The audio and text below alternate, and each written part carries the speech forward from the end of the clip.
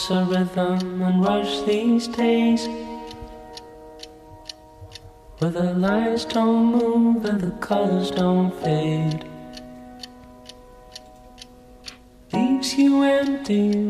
Lo que hablamos con nosotros mismos lo llamamos diálogo interno y de él dependen muchas cosas, por ejemplo, nuestro estado de ánimo. Cómo nos hablamos, el mensaje que nos transmitimos es tan importante que puede convertirse en una realidad. Por eso es tan bueno hablarse bien y cuidarse a uno mismo. Y es que nuestro diálogo interno es algo que se va perfeccionando con los años, va creciendo con nosotros. Es nuestra voz interior, es algo que nos enseña cómo somos.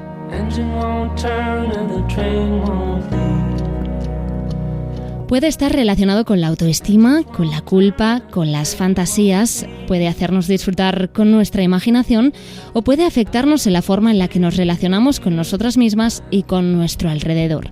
De esta forma podemos ayudarnos mucho si logramos cambiar nuestro diálogo interno. De esto hablamos hoy en este capítulo de Serenarte.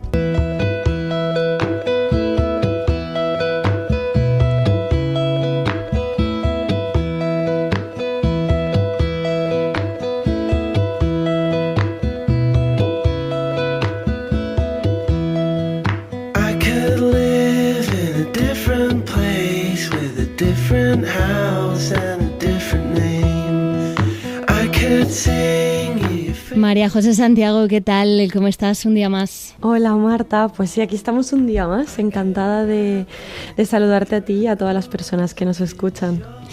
Bueno, vamos hoy con otro tema de los fuertes, de los relevantes, porque al final ese diálogo interno es la forma en la que nos hablamos a nosotras mismas y qué importante, ¿no? Es hablarnos bien y ese diálogo. Totalmente. Nuestro diálogo interno es muy importante porque determina muchas cosas, ¿no?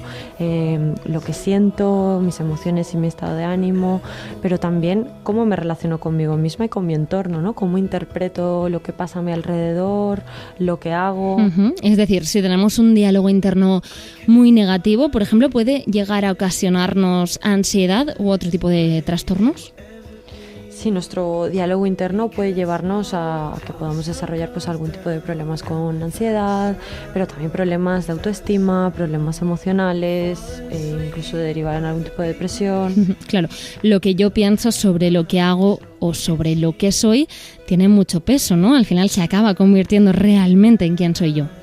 Uh-huh. Y aquí lo más importante no solo es ese contenido, que en este caso sería el negativo, sino también la regularidad con la que yo tengo esos pensamientos, ¿no? Me refiero, si yo por ejemplo pienso que no soy capaz de hacer algo o que no llego a hacer tal cosa y lo repito y me lo repito y repito, esto puede ocasionarme mucho estrés, depende del momento, ¿no? Lo que con el tiempo pues puede derivar en episodios de ansiedad, por ejemplo, ¿no? Y en el caso de que el diálogo interno sea también negativo y mi interpretación de las diferentes situaciones también lo sea, podría derivar en emociones de tristeza, que esto con el tiempo pues podría derivar en un trastorno depresivo. Uh-huh. Y aquí el componente del diálogo interno negativo y la regularidad es importante, ya que ese diálogo interno también puede ser positivo. Claro, yo estaba pensando justamente en esto, María José, que el diálogo interno no tiene por qué ser exclusivamente negativo, ¿no? También puede ser positivo. Exacto. Por ejemplo, pues un diálogo interno sano puede ser el que ante el error o ante el fallo me acompaña de una forma amable, no culpabilizadora, no exigente. Uh-huh. Sí, un diálogo interno que me ayude a sentirme capaz, ¿no? Al final. ¿Dirías que de este tipo de diálogo interno que me incapacita, existen tipos de diálogo que podemos tener? Sí, de hecho, por un lado podríamos tener ese diálogo catastrófico, ¿no? Que adivina el futuro de una forma negativa, claro, y se pone siempre en lo peor de lo que podría pasar y lo globaliza todo, ¿no? Es como que parece que de repente abarque a todo lo que yo hago. Yeah. Y por otro lado, uno crítico, culpabilizante, ¿no? que está ahí como machacándome, ¿no? ante el error, por ejemplo. Y luego el otro sería el exigente. Tuvimos un capítulo sobre el tema de la autoexigencia, ¿no? Sí. Que también se relacionaría, y diríamos que aquí lo que entraría es esos tengo que constantes, ¿no? En el que parece que nunca sea suficiente. ¿Y de qué depende nuestro diálogo interno? ¿De dónde puede venir o cómo se desarrolla mi diálogo interno? El diálogo interno se va desarrollando a lo largo de nuestra vida con las cosas que vamos aprendiendo y que vamos viviendo con nuestro alrededor. Por ejemplo, lo que vivimos en nuestra infancia o en nuestra adolescencia, en este sentido, por ejemplo, lo que vemos también de las personas que nos crían y educan también es muy importante, ¿no?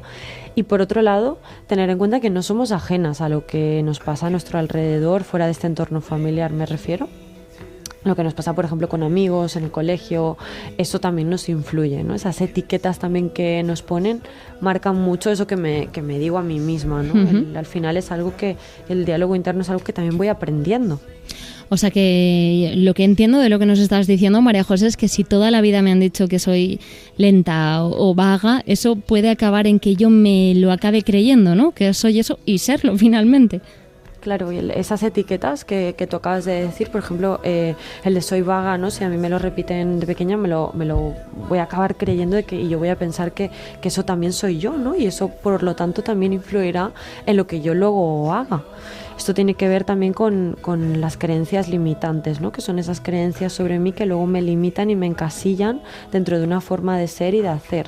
Pero que también el tema de las creencias limitantes sería tema para otro capítulo, pero creo que es importante, ¿no? Que tengamos en cuenta de dónde vienen esas etiquetas que nos hemos puesto y que nos vamos repitiendo en nuestro diálogo interno.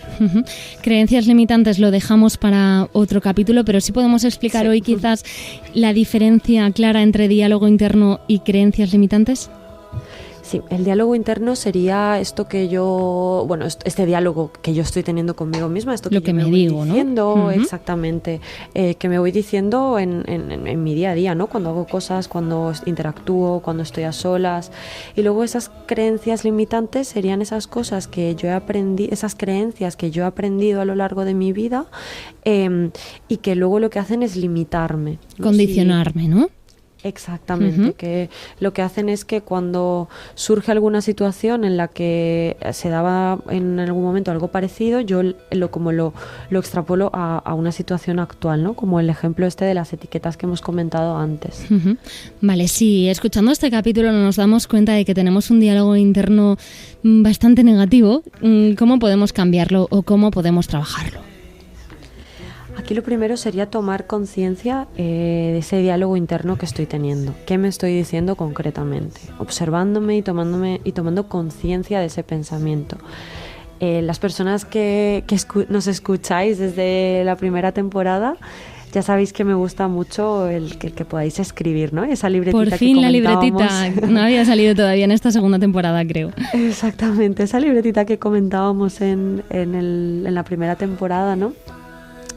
Sacarla en este momento cuando tengamos que valorar el tema del diálogo interno, porque sobre todo me gusta mucho el tema de escribir, porque creo que al escribir nos hace tomar conciencia, ¿no? De ese diálogo, ¿no? Y por otro lado también nos hace tomar distancia porque lo puedo ver desde fuera, mi pensamiento, ¿no? Y entonces, una vez hecho esto, puedo cuestionarlo, ¿no?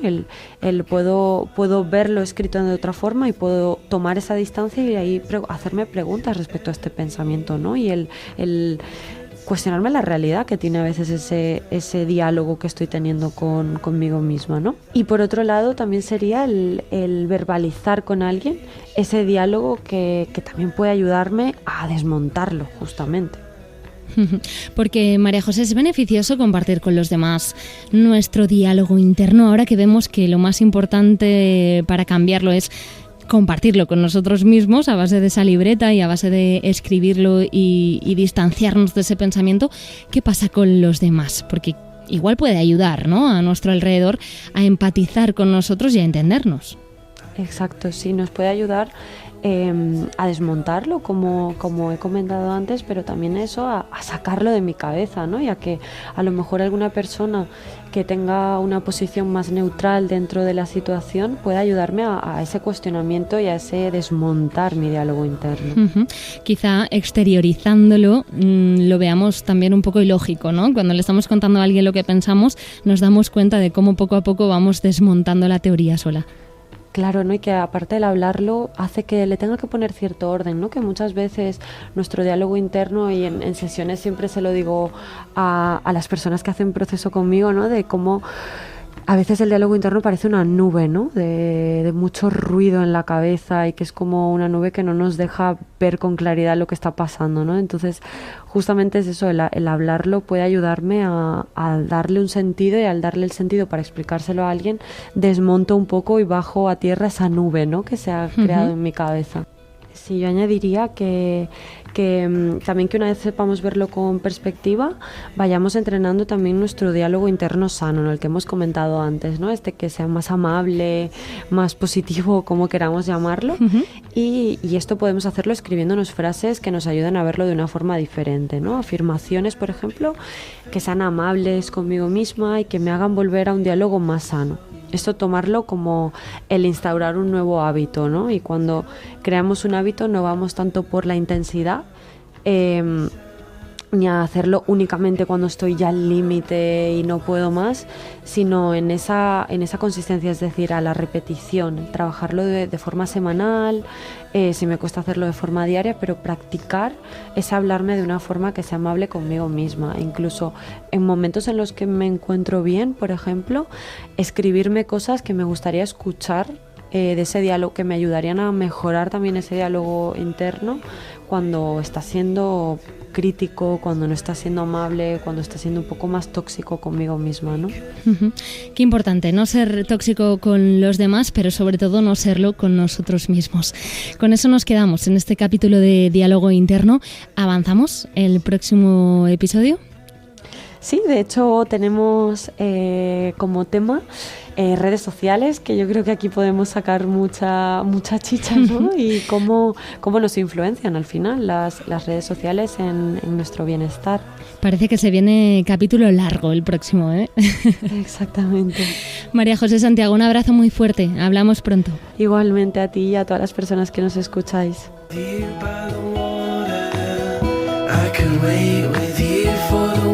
To come.